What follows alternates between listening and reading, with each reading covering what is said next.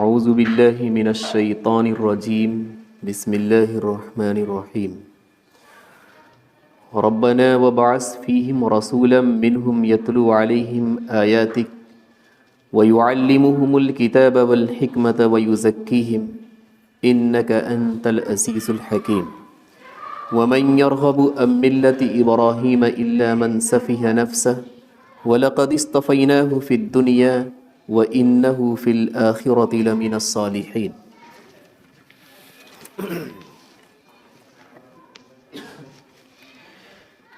ابراہیم علیہ السلام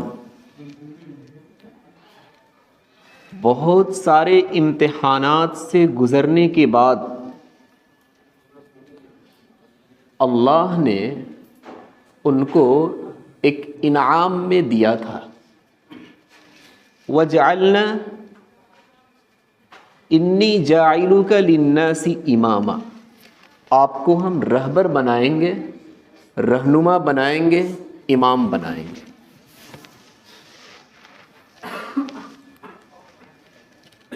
ابراہیم علیہ السلام نے اپنے خاندان والوں کے لیے، اپنی نسل والوں کے لیے بھی دعائیں کی کہ میرے خاندان سے بھی ہو۔ ابراہیم علیہ السلام نے فرمایا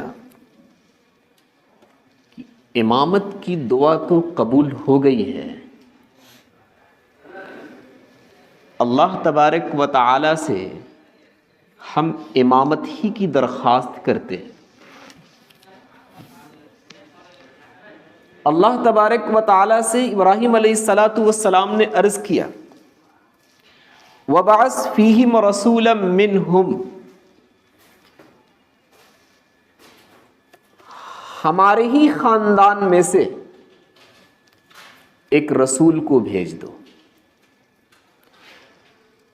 یتلو علیہم آیاتک، جو تیری آیتوں کو پڑھ کر سنائے، وَيُعَلِّمُهُمُ الْكِتَابَ وَالْحِكْمَةَ، اور کتاب کی تعلیم دے اور سنت رسول کی تعلیم دے، وَيُزَكِّيهِمْ، اور تزکیہ نفس کرے، دل کی صفائی کرے۔ اپنے ہی خاندان میں، اپنے ہی نسل سے ابراہیم علیہ السلام نے رسول کو مانگا۔ کیوں؟ تاکہ ہمارا خاندان، ہماری نسل باعزت رہے اور سعادت اور شرافت اسے حاصل ہو جائے۔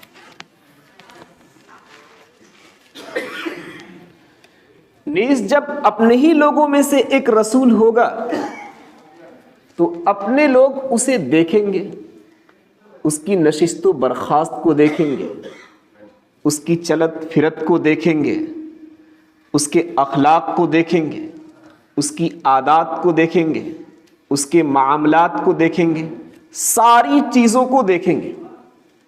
پھر انہیں اس رسول پر ایمان لانے میں ذرہ برابر شبہ نہیں رہے گا۔ معرف القرآن والا نے لکھا ہے کہ ابراہیم علیہ السلام کی یہ دعا قبول ہو گئی۔ اللہ تبارک و تعالیٰ نے ابراہیم علیہ السلام سے کہا کہ تمہاری یہ دعا قبول ہے، آخری نبی محمد صلی اللہ علیہ وسلم کو ہم بھیجیں گے اور وہ تمہاری خاندان سے ہوں گے۔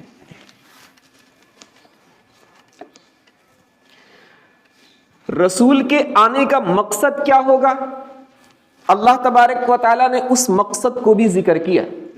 یتلو علیہم آیاتک، قرآن کی آیتوں کی تلاوت کرے گا لوگوں کے سامنے، وَيُعَلِّمُهُمُ الْكِتَابَ وَالْحِكْمَةَ، اور اس کی تعلیم بھی دے گا اور سنت رسول بھی بتائے گا۔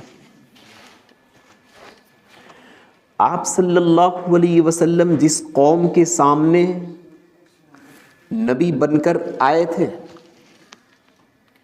مکمل طریقے پر وہ قوم اچھی طرح عربی جانتی تھی. صرف یوں ہی نہیں بلکہ فصاحت و بلاغت کے ساتھ وہ عربی بولتے تھے اور اسے جانتے تھے.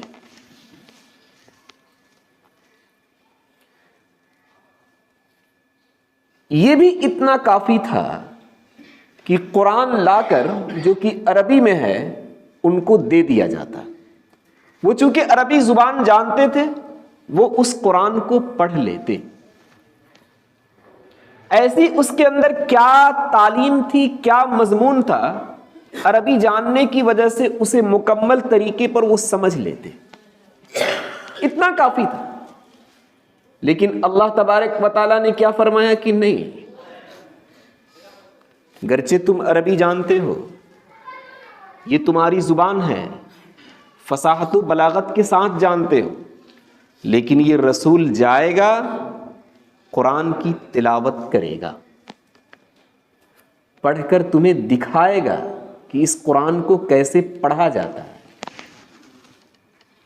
یہ دنیا کو بتانا مقصود تھا کہ جس طریقے پر قرآن کی تعلیم مقصود ہے کہ ہم اور آپ یہ سمجھیں کہ اس قرآن کے اندر کیا ہے, اسی طریقے پر قرآن کی تلاوت بھی مقصود ہے کہ یہ بھی سمجھے کہ اس قرآن کو کیسے پڑھنا ہے.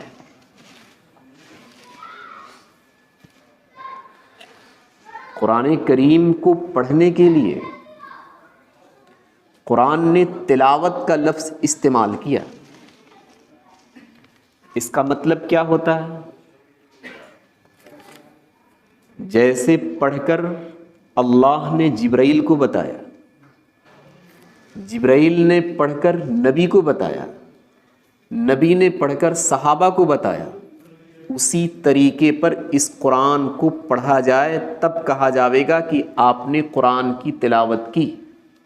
اگر اس سے ہٹ کر آپ پڑھتے ہیں, کہاں کھینچنا ہے وہاں آپ نہیں کھینچتے ہیں, کہاں ناک میں آواز جانی چاہیے وہاں آپ کی آواز نہیں پہنچ رہی ہے, کس حرف کو کہاں سے نکالنا ہے وہ آپ رعایت نہیں کر پا رہے ہیں, تو یہ سمجھا جاوے گا کہ آپ نے قرآن کی تلاوت نہیں کی. الغرض اللہ تبارک و تعالیٰ نے یہ بتایا کہ ہر کتاب کا مقصد, اس کا مفہوم اور اس کتاب کے اندر کیا ہے اسے سمجھ لینا, بس اتنا کافی رہتا ہے. لیکن اس کتاب کا مقصد صرف مفہوم کو سمجھ لینا اور اس کے اندر کیا مضامین ہیں ان کو حاصل کرنا, وہ تو مقصود ہے ہی. اس کے ساتھ ساتھ اس کتاب کو کیسے پڑھا جاوے گا, کیسے تلاوت کی جائے گی, یہ بھی مقصود ہے کہ ہم اسے جانیں.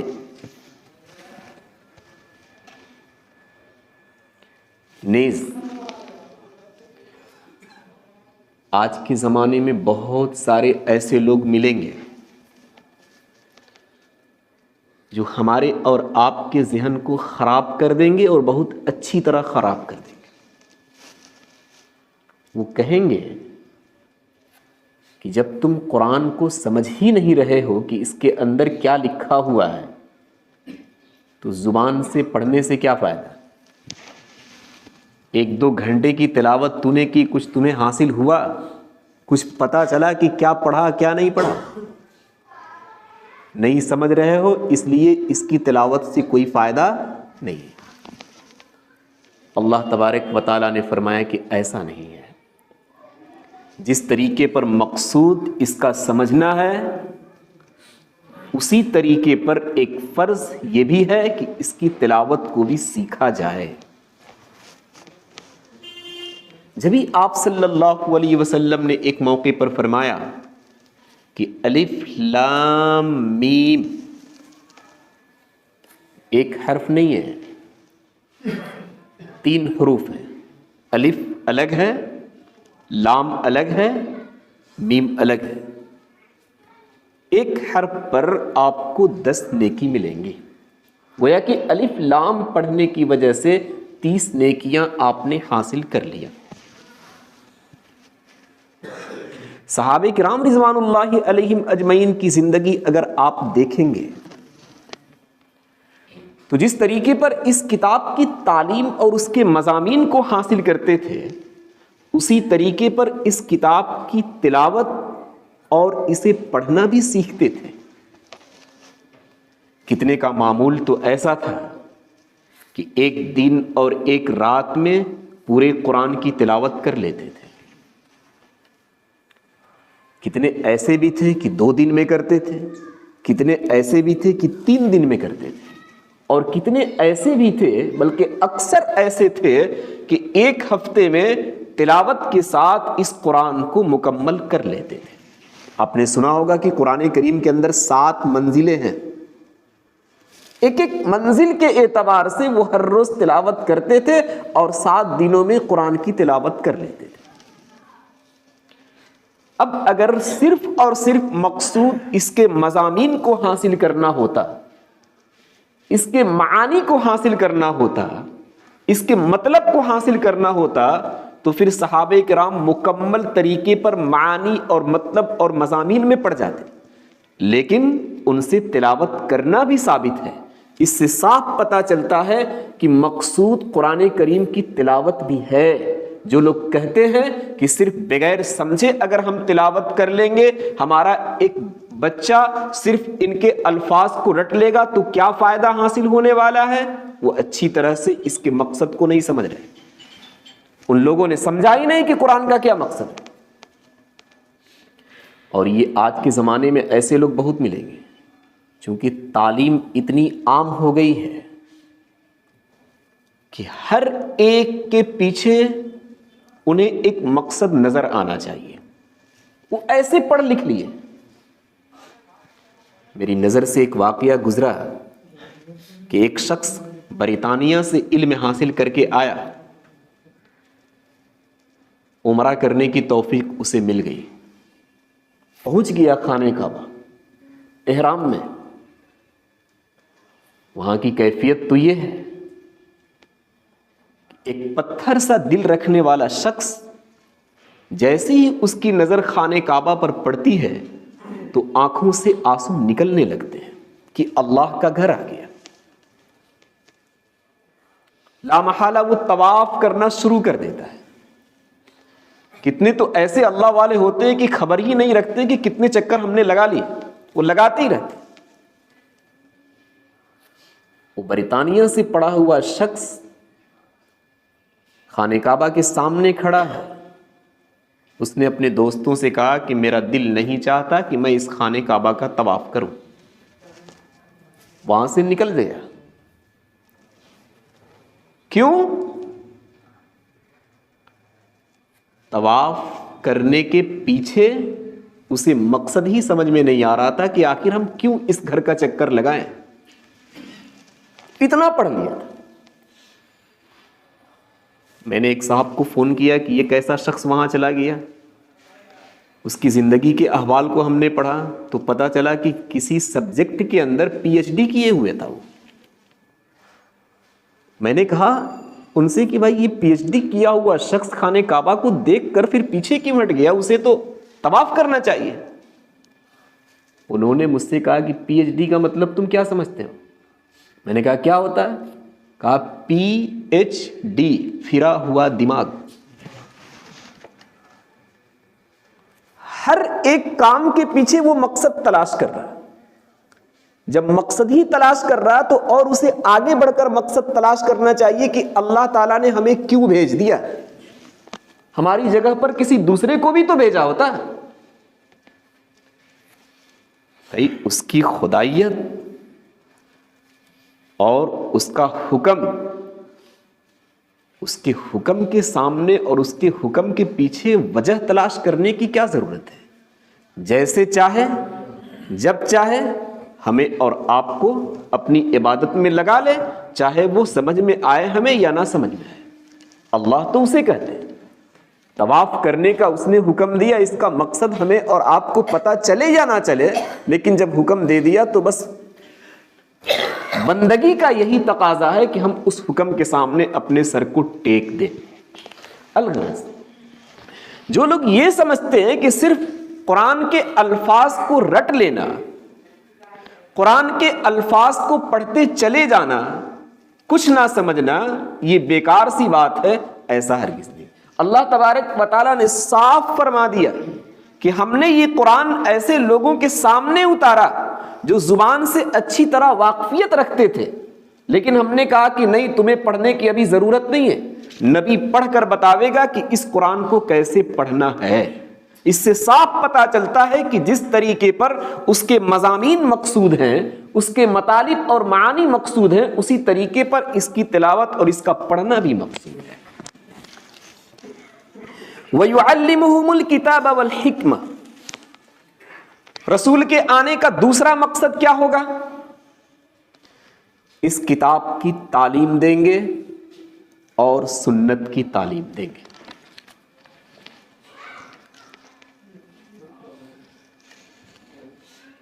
عرب والوں کو عربی اچھی طرح آتی ہے، اور اس وقت اور اچھی آتی تھی۔ قرآن خود پڑھ کر اس کے اندر کیا لکھا ہوا ہے، کیا مضمون ہے، وہ سمجھ سکتے تھے۔ لیکن اللہ تبارک و تعالیٰ نے فرمایا کہ نہیں، ہم مستقل ایک استاذ بھیج رہے ہیں رسول کی شکل میں، اس کتاب کے اندر کیا ہے وہ تمہیں بتلائے گا۔ آپ ذرا غور کریں، ایک شخص کو اگر ڈاکٹری پڑھنی ہو تو جو انگلش کی کتابیں ہیں اس زبان کو حاصل کر لینے سے اور انگلش کا کتاب خود سے مطالعہ کر لینے سے وہ ڈاکٹر بن جائے گا؟ جی، کسی کو انجینئر بننا ہو تو اس پر جو کتابیں ہیں انگلش کے اندر، ان کتابوں کو انگلش زبان میں پڑھ لینے کی وجہ سے خود سے کیا وہ انجینئر بن جائے گا؟ نہیں بنے گا۔ پڑھانے والا چاہیے،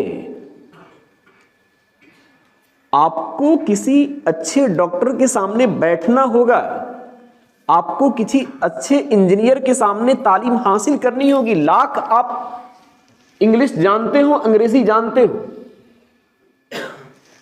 ان سب علوم کو اور فن کو حاصل کرنے کے لیے کسی استاذ کا سہارا آپ کو لینا پڑ رہا ہے، تو قرآن کے اندر تو نامعلوم کتنے فنون ہیں اور کتنے علوم ہیں، بغیر استاذ کے آپ اس قرآن سے کیسے علم حاصل کر سکتے ہیں؟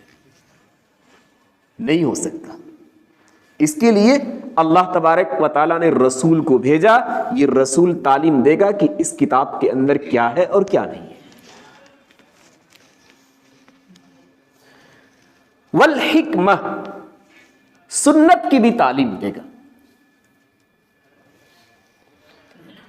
آدمی علم حاصل کر لیتا ہے،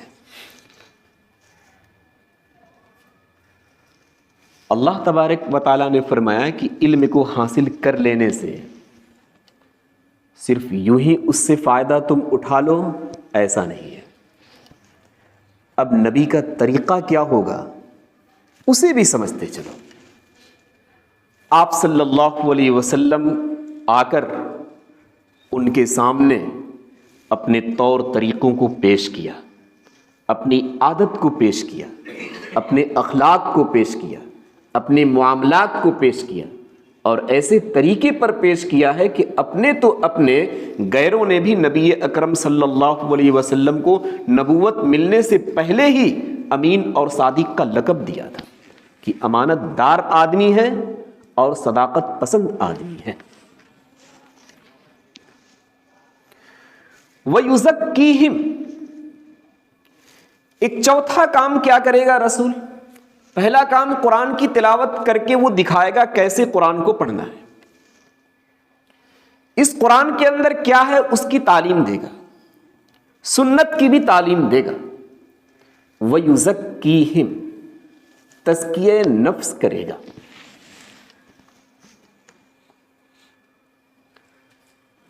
دل سے غیروں کو نکال دینا، صرف اللہ کی وحدانیت کو جگہ دینا،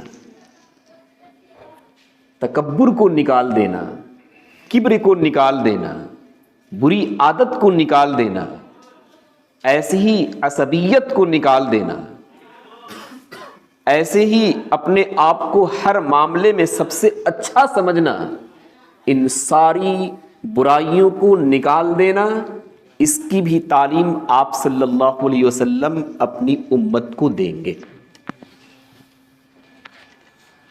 کہ آپ کا دل کیسے پاک ہوگا۔ ہر زمانے میں راہ راست پر آنے کے لیے دو چیزوں کا ہونا ضروری ہے، ایک تو کتاب ہو اور ایک اس کتاب کو سمجھنے والے ہوں۔ جب تک ان دونوں کی پیروی نہیں کی جاوے گی تب تک ایک انسان راہ راست پر آ ہی نہیں سکتا۔ اگر صرف لوگوں کی پیروی کریں جو اس کتاب کو جانتے ہوں اور کتاب کی پیروی نہ کریں، وہ بھی گمراہ ہو جائیں گے۔ یہودیت اور نصرانیت پورے طریقے پر اسی معاملے میں گمراہ ہے۔ ان لوگوں نے کہا کہ ہم علماء اور ہم اپنے بڑوں کو سب کچھ مانتے ہیں اور کیا کتاب ہے ہم اسے نہیں جانتے۔ دونوں کو لے کر چلنا پڑے گا، جو اس کتاب کو جاننے والے ہیں ان کی بھی ماننی پڑے گی اور ایسی اس کتاب کو بھی لے کر چلنا ہو۔ اور کچھ لوگوں نے کہا کہ ہم صرف قرآن کو مانیں گے، علماء کیا کہتے ہیں ہم ان کی نہیں مانیں گے۔ وہ آگے چل کر کیا کرے گا؟ اپنی باتیں کچھ اس کتاب کے اندر داخل کر دے گا، وہ بھی گمراہ ہو جائے گا، خواہش نفس کا شکار بن جائے گا۔ آپ دیکھ لیجئے، جن لوگوں نے کہا کہ ہم علماء کی نہیں مانتے، ہم تو صرف قرآن کو مانتے، تو جہاں انہیں سہولت نظر آئی اس کو ان لوگوں نے اپنا لیا، اور جہاں تھوڑی سی مشقت نظر آئی اس کو ان لوگوں نے چھوڑ دیا۔ تراویح کی نماز کے لیے کہا گیا تو سہولت تو 8 رکعت میں ہے، ہم کیوں 20 رکعت پڑھیں گے؟ 3 طلاق کے معاملے پر جب ان سے بحث کی گئی تو انہوں نے کہا کہ بیوی تو گھر سے نکل جاوے گی، ہم 3 طلاق کو ایک ہی مانیں گے۔ وتر کی جب بات کی گئی انہوں نے کہا 3 رکعت کون پڑھے گا، ٹائم لگ جاوے گا، ایک ہی رکعت میں سارا کام نمٹا لیں گے۔ تو جس شخص نے ان دونوں میں سے ایک کو مانا، یہودیوں نے اور نصرانیوں نے صرف علماء کو مانا، وہ بھی گمراہ ہوئے۔ آج کے کچھ لوگوں نے صرف قرآن کو مانا، حدیث کو مانا، وہ لوگ بھی گمراہ ہوئے۔ اللہ تبارک و تعالیٰ نے فرمایا کہ ہدایت کے یہ 2 راستے ہیں، آسمانی کتاب کو بھی ماننا پڑے گا اور جو اس کے جاننے والے ہیں انہیں بھی ماننا پڑے گا۔ اللہ تبارک و تعالیٰ نے صاف فرمایا، یا ایھا الذین آمنوا اتقوا اللہ وکونوا مع الصادقین، تقوی اختیار کرو اور سچے لوگوں کے ساتھ رہو۔ صرف آسمانی کتاب کو مان لینا ہی کافی ہوتا تو سچے لوگوں کے ساتھ رہنے کی کیا ضرورت تھی؟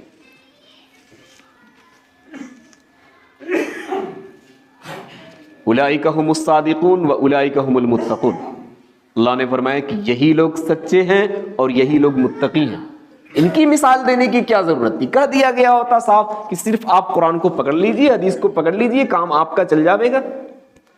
اور جو ان کے جاننے والے ہیں قرآن و حدیث کو، ان کی ماننے کی کوئی ضرورت نہیں ہے۔ سورہ فاتحہ ہم روزانہ پڑھتے ہیں۔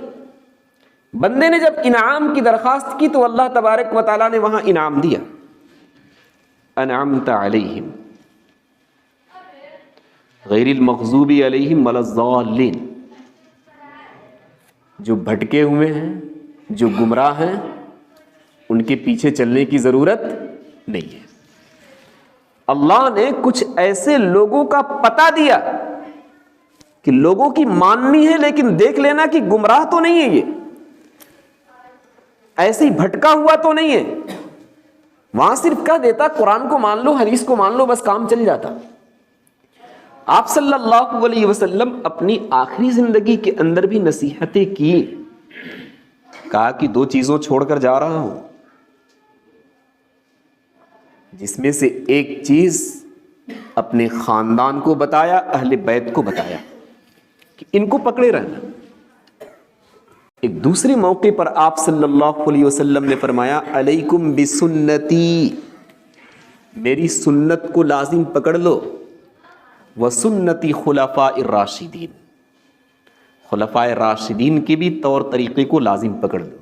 یہ کچھ لوگوں کو پتہ دینے کی کیا ضرورت تھی؟ اس سے صاف پتہ چلتا ہے کہ آسمانی کتاب کے ساتھ ساتھ جو آسمانی کتاب کا علم رکھتے ہیں ان کی بھی ماننی پڑے گی، تب جا کر ہم راہ راست پر آ سکتے ہیں۔ اگر صرف ہم نے آسمانی کتاب کی اتباع کی یا صرف ہم نے علماء کی اتباع کی، ایک کو چھوڑ دیا، تو پھر وہ شخص راہ راست پر نہیں آ سکتا، کہیں جا کر وہ گمراہ ہوگا۔ وَيُزَكِّيهِمْ، وہ رسول ان کا تزکیہ نفس کرے گا۔ تو یہ 4 کام ہو گئے۔ رسول کے آنے کا مقصد قرآن کی تلاوت کرنا، قرآن کی تعلیم دینا، سنت رسول کی تعلیم دینا اور تزکیہ نفس کرنا۔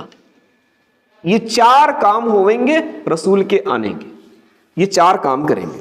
ربنا وبعث فیہم رسولا منہم یتلو علیہم آیاتک ویعلمہم الکتاب والحکمت ویزکیہم، اے ہمارے رب، حضرت ابراہیم کی دعا ہے یہ، اے ہمارے رب آپ بھیج دیجئے ان میں ایک رسول انہی میں سے، یتلو علیہم آیاتک، وہ ان پر آپ کی آیتوں کی تلاوت کرے گا، ویعلمہم الکتاب والحکمہ، اور انہیں کتاب کی تعلیم دے گا اور سنت رسول کی تعلیم دے گا، ویزکیہم، اور ان کے دل کو پاک کرے گا۔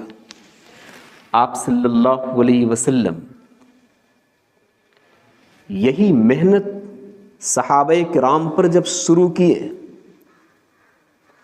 قرآن کو بھی دیکھو اور میں کیسے تمہارے ساتھ پیش آ رہا ہوں، دل کی صفائی کیسے کر رہا ہوں اسے بھی دیکھو۔ تو وہ صحابہ کیسے بن گئے؟ خود نہ تھے جو راہ پر اوروں کے ہادی بن گئے۔ کیا نظر تھی جس نے مردوں کو مسیحا کر دیا۔ آپسی محبت ان کی اتنی بڑھ گئی کہ ایک دوسرے پر جان و مال لٹانے کے لیے تیار۔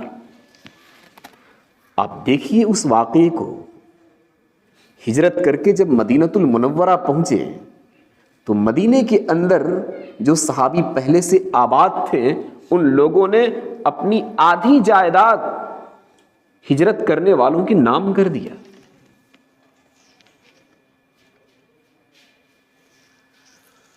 اور ایسے ہی دشمنوں کے مقابلے میں وہ اتنے سخت ہو گئے کہ ان کے زمانے میں کسی دشمن نے آنکھیں ملا کر ان کو نہیں دیکھی۔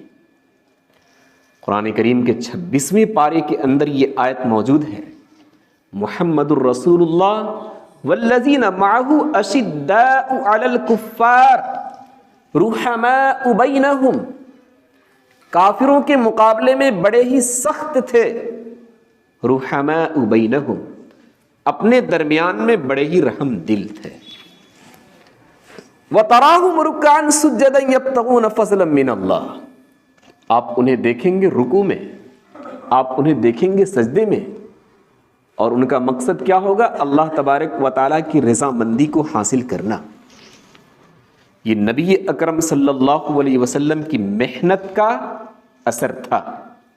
انہیں دکھایا کہ قرآن بھی تمہارے درمیان رہے گا اور تزکیہ نفس کرنے والا جو قرآن کا عالم ہے، جو جاننے والا ہے، وہ بھی تمہارے درمیان رہے گا۔ تم دونوں کی اتباع کرو گے تب جا کر تم کامیاب ہو سکتے ہو، اگر کسی ایک کو تو نے چھوڑ دیا اور ایک کی اتباع کیا تو تم کامیاب نہیں ہو سکتے۔ انک انت العزیز الحکیم، بے شک تو زبردست ہے، حکمت والا ہے۔ بس 1-2 مسئلے بھی تھے۔ کسی نے پوچھا تھا کہ جنازہ باہر رہتا ہے، صفیں اندر لگتی ہیں، کوئی حرج کی بات نہیں ہے، لگا سکتے ہیں، صرف جنازہ باہر رہنا چاہیے، جنازہ اندر نہ ہو۔ ایسی اس میں یہ بھی پوچھا گیا تھا کہ کبھی بالغ آ جاتا ہے جنازہ، بالغ آتا ہی ہے، اور کبھی بالغہ یعنی مرد اور عورت، تو اس کا اعلان کیا جائے۔ اس کے اعلان کرنے سے کوئی فائدہ نظر نہیں آتا، چونکہ دونوں کی دعائیں ایک ہیں۔ یعنی آپ تو یہ کہہ سکتے ہیں کہ بالغ کا جنازہ ہے، بالغہ کا جنازہ ہے، کوئی فائدہ نظر نہیں آتا چونکہ دونوں کا ایک ہی ہے۔ ہاں اگر کوئی بچہ آ گیا تو اس کا اعلان کیا جا سکتا ہے تاکہ جنہیں نابالغ کی دعا یاد ہو وہ پڑھ لیا کریں۔ بس سبحان اللہ۔